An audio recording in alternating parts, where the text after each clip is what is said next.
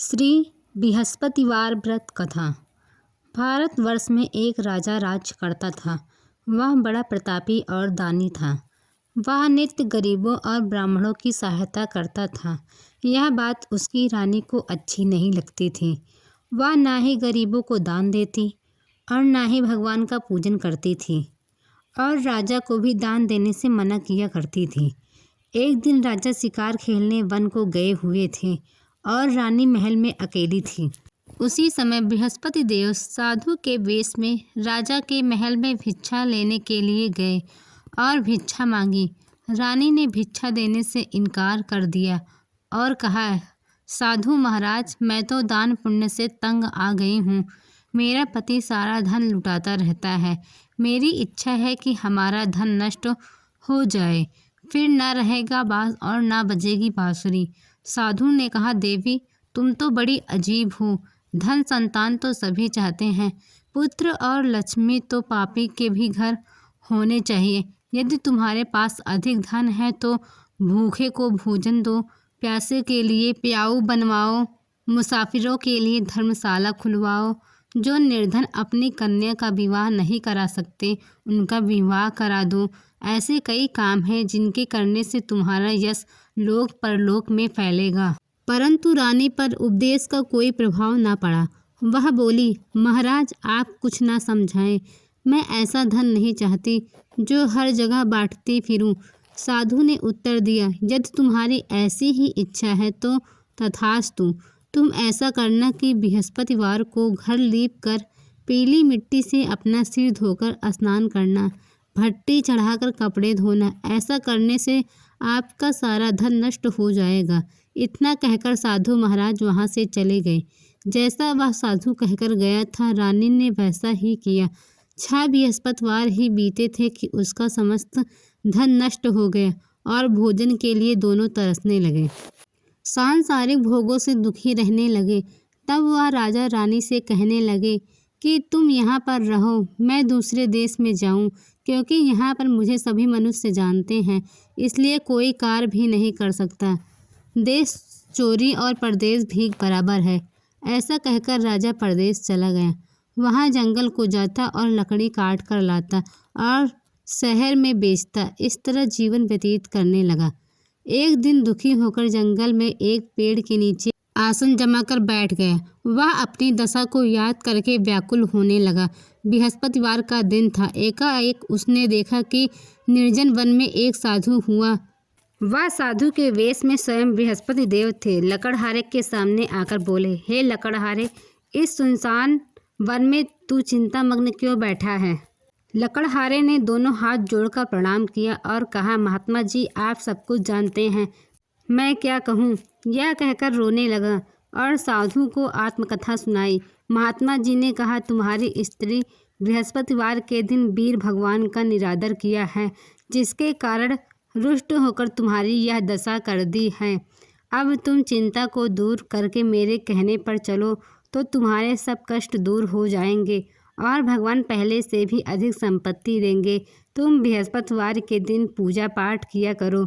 2 पैसे का चना मुनक्का मंगवा कर उसका प्रसाद बनाओ और शुद्ध जल में लोटे में शक्कर मिलाकर अमृत तैयार करो। कथा के पश्चात अपने सारे परिवार और सुनने वाले प्रेमियों में अमृत और प्रसाद बांटकर आप भी ग्रहण किया करो।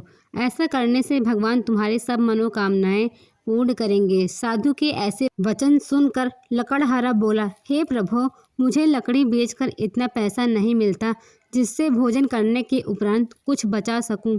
मैंने रात्र में अपने स्त्री को व्याकुल देखा है। मेरे पास कुछ भी नहीं है जिससे उसकी खबर मंगा सकूं। साधु ने कहा, लकड़हारे, तुम किसी बात की चिंता मत करो। बृहस्पतिवार के दिन रोजाना की तरह लकड़ियाँ लेकर शहर को जाओ। तुमको रोज से दुगना धन प्राप्त होगा, जिससे तुम भली भांति भोजन कर लोगे तथा बृहस्पति देव की पूजा का सामान भी आ जाएगा। इतना कहकर साधु अंतर्धान हो गया। धीरे धीरे समय व्यतीत होने पर फिर बृहस्पतिवार का दिन आया। लकड़हारा जंगल से लकड़ी काट कर शहर में बेचने गया। उसे उस दिन और दिन से अधिक धन मिला। राजा ने चना गुड़ लाकर गुरुवार का व्रत किया। उस दिन से उसके सभी क्लेश दूर हुए। परंतु जब दोबारा गुरुवार का दिन आया तो बृहस्पतिवार का व्रत करना भूल गया। इस कारण बृहस्पति भगवान नाराज हो गए।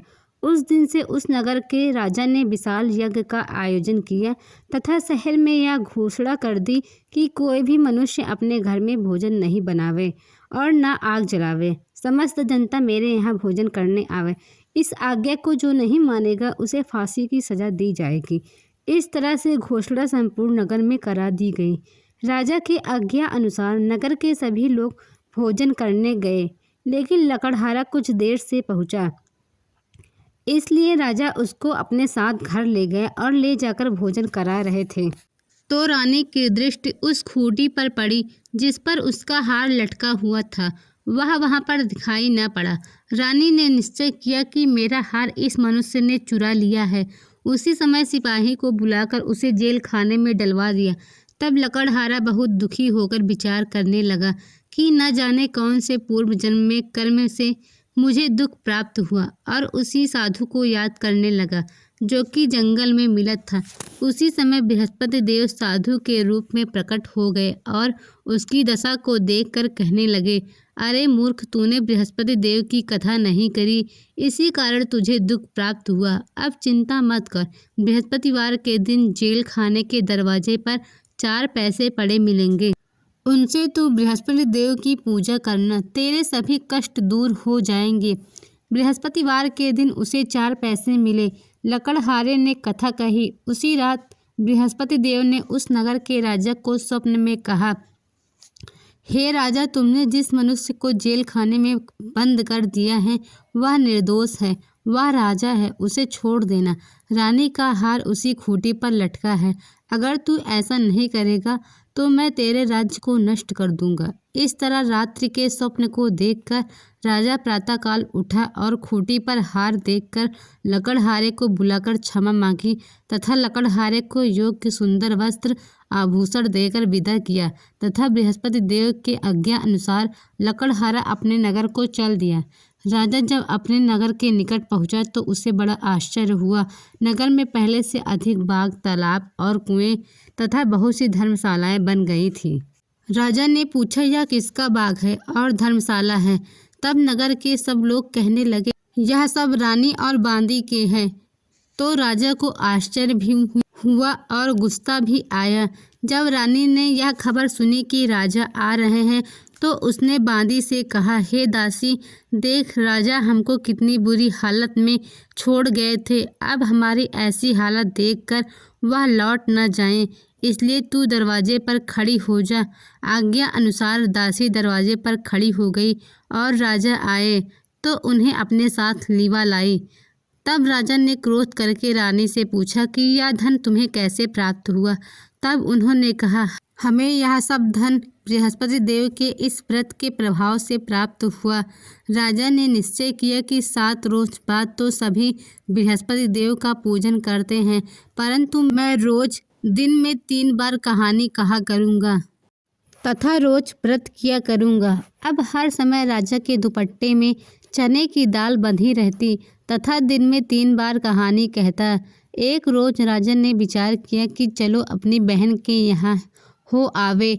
इस तरह निश्चय कर राजा घोड़े पर सवार होकर चलने लगा।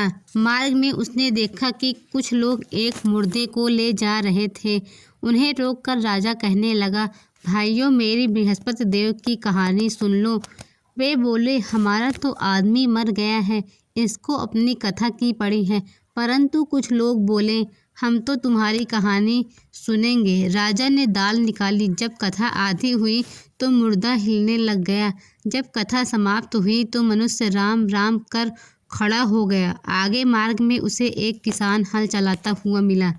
राजा ने उसे कथा सुनने के लिए कहा तो उसने मना कर दिया। इस तरह राजा आगे चलने लगा। राजा के हटते ही बैल पछाड़ खाकर गिर पड़ा और किसान के पेट में जोर से दर्द होने लगा। किसान की माँ यह सब देख रही थी तो वह दौड़ी दौड़ी उसके पास गई और कहने लगी कि मैं तेरी कथा सुनूंगी, तू अपनी कथा मेरे खेत में चलकर ही कहना। राजा ने बुढ़िया के खेत में जाकर कथा कही, जिससे बैल उठकर खड़ा हो गया और किसान के पेट का दर्द बंद हो गया। राजा अपनी बहन के घर पहुंचा। बहन ने उसकी खूब मेहमानी की। दूसरे रोज प्रातःकाल राजा जगा तो उसने देखा कि सब भोजन कर रहे हैं। राजा ने अपनी बहन से कहा, ऐसा कोई मनुष्य है जिसने भोजन ना किया हो, वह मेरी कथा सुन ले। बहन बोली, यहाँ सब पहले भोजन करते हैं, उसके बाद अन्य काम करते हैं। अगर कोई पड़ोस में हो तो देख आऊं। वह एक कुम्हार के घर गई जिसका लड़का बीमार था और 3 दिन से भोजन नहीं किए था। राजा ने उससे बृहस्पति देव की कथा कही, जिसे सुनकर उसका बेटा ठीक हो गया। अब तो राजा की प्रशंसा होने लगी। राजा ने बहन से कहा, हम घर जाएंगे, तू भी तैयार हो जा। बहन ने अपनी सास से कहा तो उसकी सास ने कहा, तू चली जा, लेकिन अपने लड़के को मत ले जाना, क्योंकि तेरे भाई के कोई औलाद नहीं है। राजा दुखी मन से लौट आया और राजा ने रानी से आकर सब कुछ कहा। रानी बोली, बृहस्पति देव ने हमें सब कुछ दिया है, वह हमें औलाद अवश्य देंगे। उसी रात को बृहस्पति देव राजा के स्वप्न में कहा, राजा उठ, सभी सोच त्याग दे, तेरी रानी गर्भ से है। राजा यह बात सुनकर बहुत खुशी हुआ। 9वें माह उसके एक सुंदर पुत्र पैदा हुआ। बृहस्पति देव ऐसे ही हैं, जैसी जिसके मन में कामनाएं हैं सभी को पूर्ण करते हैं। जो सद्भावना पूर्वक बृहस्पतिवार का व्रत करता है एवं कथा पढ़ता है अथवा सुनता है और दूसरों को सुनाता है, बृहस्पति देव उसकी मनोकामना पूर्ण करते हैं। भगवान बृहस्पति देव उसकी सदैव रक्षा करते हैं। इसलिए पूर्ण कथा सुनने के बाद प्रसाद लेकर जाना चाहिए। हृदय से उसका मनन करते हुए जयकारा बोलना चाहिए। बोलो बृहस्पति देव महाराज की जय।